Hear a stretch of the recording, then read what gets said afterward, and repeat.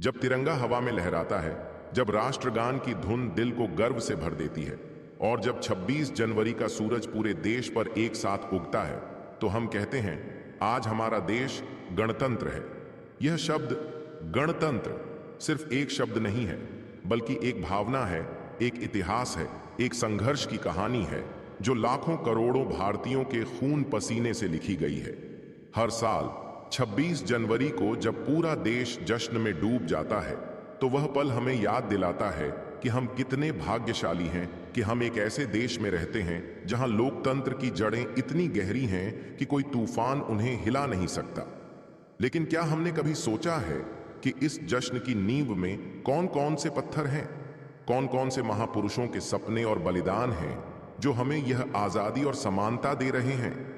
सोचिए उस सुबह की शुरुआत, जब सूरज की पहली किरण दिल्ली के राजपथ पर पड़ती है और राष्ट्रपति भवन से लेकर इंडिया गेट तक का पूरा इलाका तिरंगे के रंगों में रंगा होता है।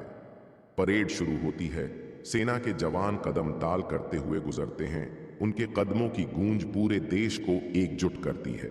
टैंक, मिसाइलें, हेलीकॉप्टर, सब कुछ हमारी शक्ति का प्रतीक। फिर आते हैं विभिन्न राज्यों की झांकियां जो भारत की विविधता को दर्शाती हैं। कश्मीर की बर्फीली वादियां से लेकर तमिलनाडु के मंदिरों तक, गुजरात की रंगोली से लेकर पूर्वोत्तर की जनजातीय संस्कृति तक। बच्चे स्कूल यूनिफॉर्म में खड़े होकर तालियां बजाते हैं, बुजुर्ग आंखों में आंसू लिए पुरानी यादों में खो जाते हैं। यह दृश्य सिर्फ दिल्ली का नहीं, पूरे भारत का है। छोटे छोटे गांवों में जहां बिजली भी मुश्किल से आती है, वहां भी लोग अपने घरों पर तिरंगा फहराते हैं, राष्ट्रगान गाते हैं और मिठाई बांटते हैं।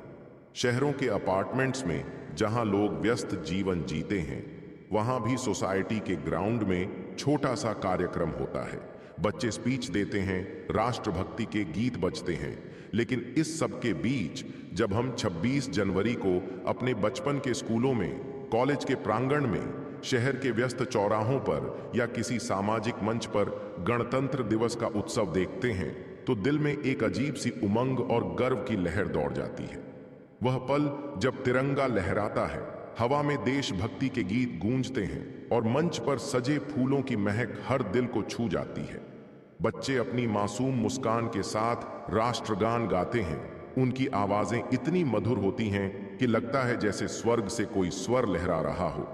शिक्षक आंखों में आंसू छिपाए तालियां बजाते हैं। उनके चेहरे पर वह संतोष होता है जो सालों की मेहनत का फल है। सामाजिक कार्यकर्ता उन पलों में देश की एकता की मिसाल बन जाते हैं। वे हाथ जोड़कर सबको नमस्कार करते हैं और उनके शब्दों में वह जज्बा होता है जो समाज को बदलने की ताकत रखता है।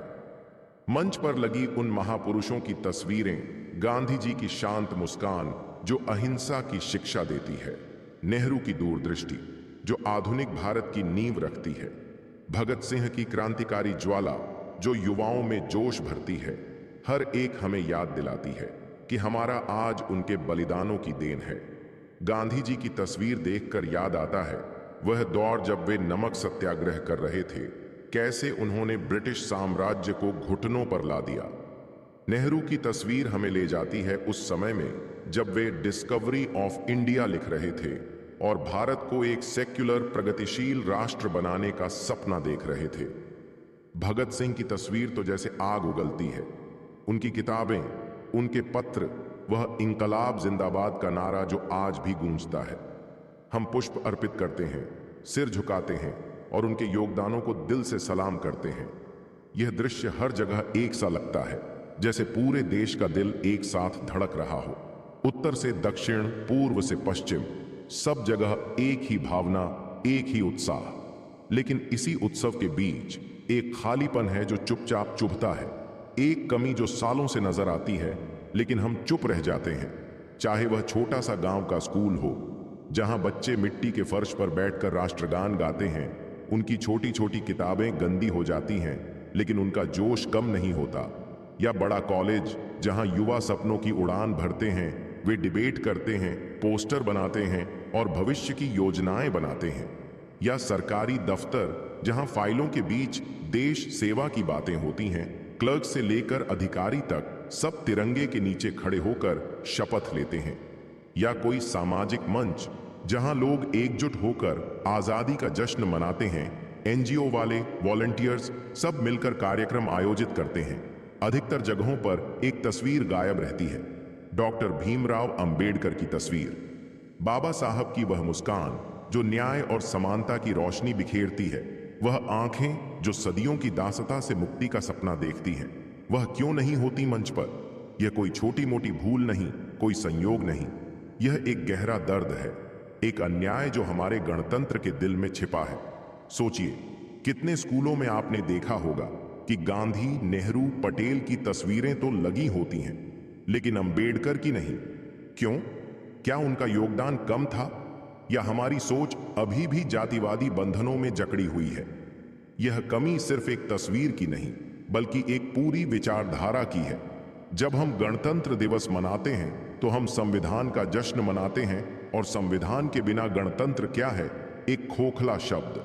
और उस संविधान के जनक को भुलाना कितना बड़ा अन्याय है। सोचिए जरा उस दिन का महत्व।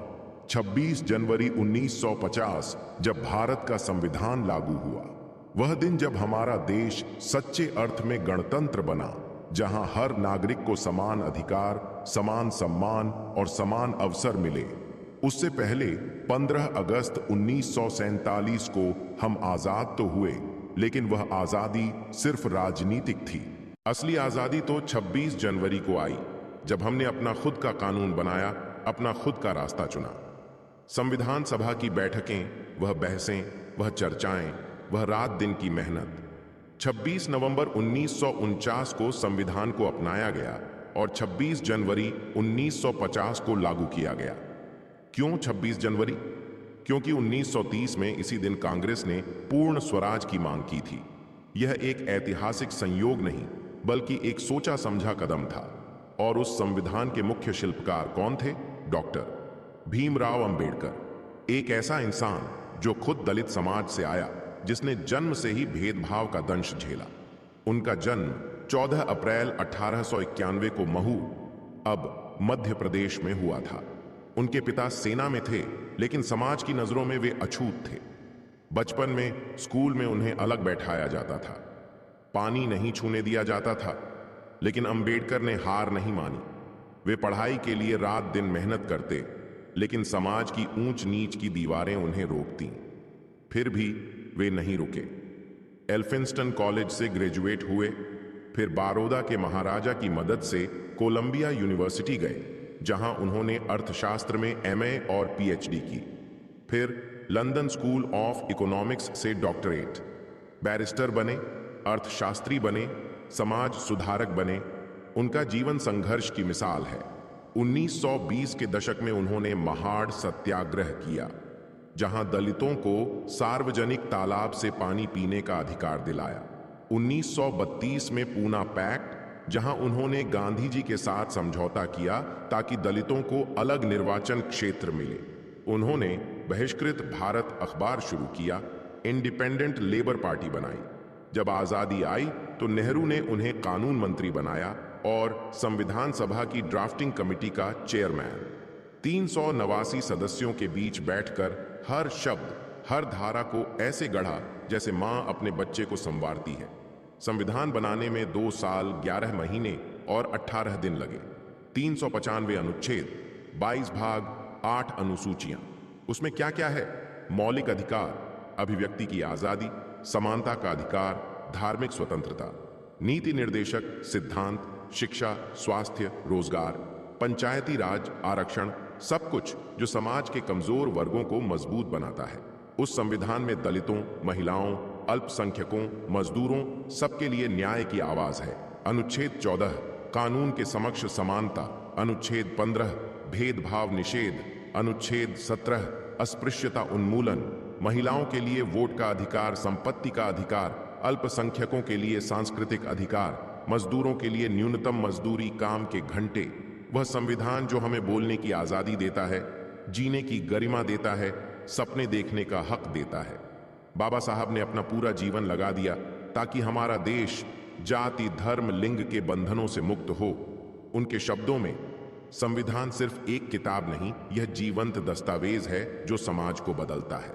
उन्होंने कहा था कि अगर संविधान विफल होता है तो इसका कारण होगा कि हमने इसे सही से लागू नहीं किया। आज हम देखते हैं कि उनके कितने सपने पूरे हुए, कितने अधूरे हैं। फिर क्यों उसी दिन के उत्सव में उनकी तस्वीर मंच से दूर रहती है? क्यों हम उनके योगदान को भूल जाते हैं? क्या वजह है इस भेदभाव की? शायद समाज की जड़ें अभी भी पुरानी सोच में फंसी हैं।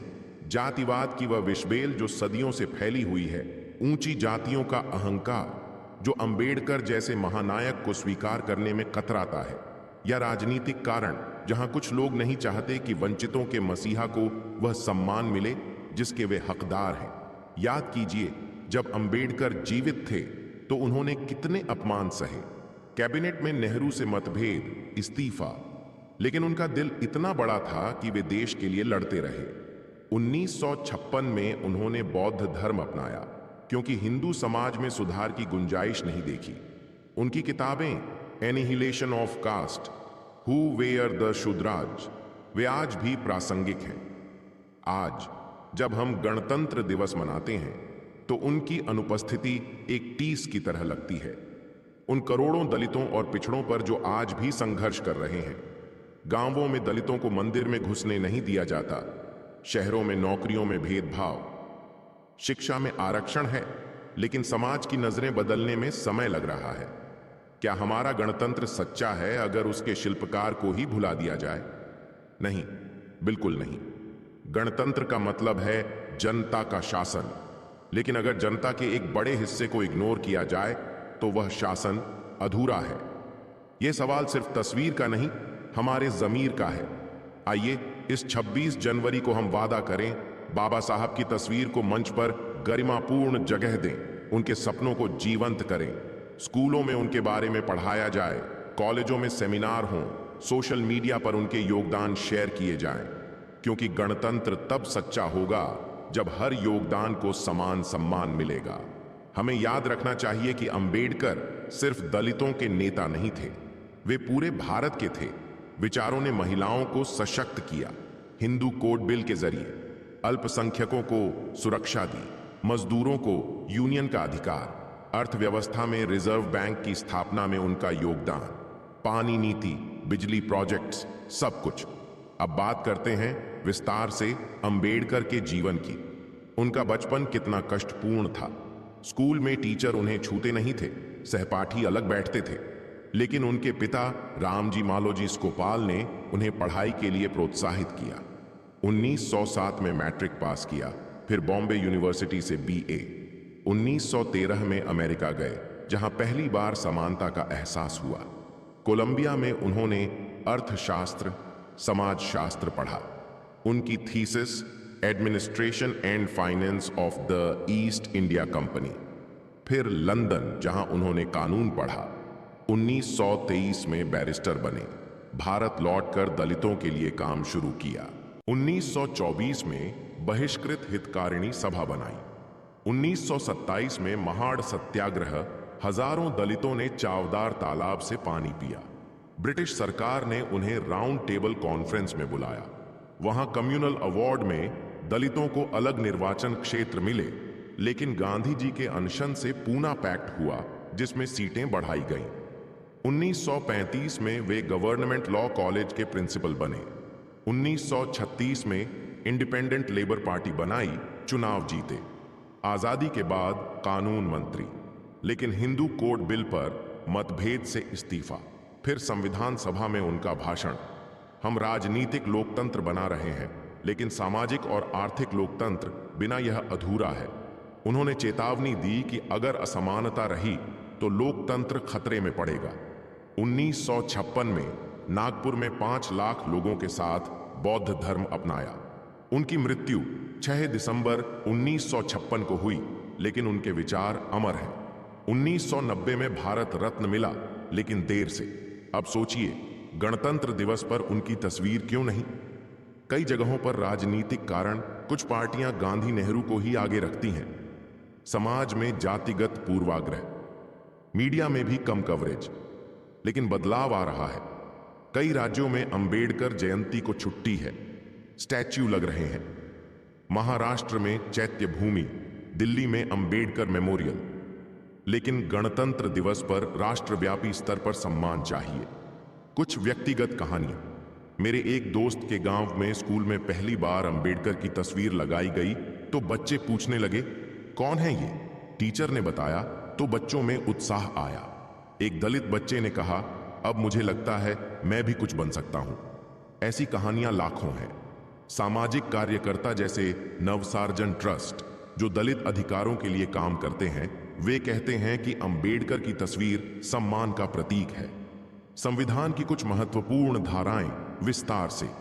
अनुच्छेद 21 जीवन और व्यक्तिगत स्वतंत्रता का अधिकार, जिसने प्राइवेसी को शामिल किया। अनुच्छेद 32 संवैधानिक उपचार का अधिकार, जो सुप्रीम कोर्ट को शक्ति देता है। अनुच्छेद 46 कमजोर वर्गों का संरक्षण। ये सब अंबेडकर की देन। उन्होंने अमेरिकी, ब्रिटिश, आयरिश संविधानों से प्रेरणा ली, लेकिन भारतीय जरूरतों के अनुसार ढाला। आज के संदर्भ में जब हम देखते हैं किसान आंदोलन, महिलाओं के अधिकार, LGBTQ राइट्स, सब संविधान से ही आते हैं। लेकिन चुनौतियां हैं, जातिगत हिंसा, धार्मिक कट्टरता। अंबेडकर कहते थे, शिक्षित बनो, संगठित रहो, संघर्ष करो। ये मंत्र आज भी रेलेवेंट है। तो साथियों, सवाल सिर्फ इतना नहीं है कि किसी मंच पर कौन सी तस्वीर लगी या नहीं लगी। सवाल यह है कि हम अपने गणतंत्र को किस नजर से देखते हैं। अगर यह बात आपके दिल को छू गई हो तो इस वीडियो को साझा कीजिए, कमेंट में अपनी राय लिखिए और बताइए कि आप यह आवाज कहां से उठा रहे हैं। चैनल को सब्सक्राइब करें, क्योंकि सवाल जिंदा रहेंगे तो ही गणतंत्र जिंदा रहेगा। जय भीम, जय भारत, जय संविधान।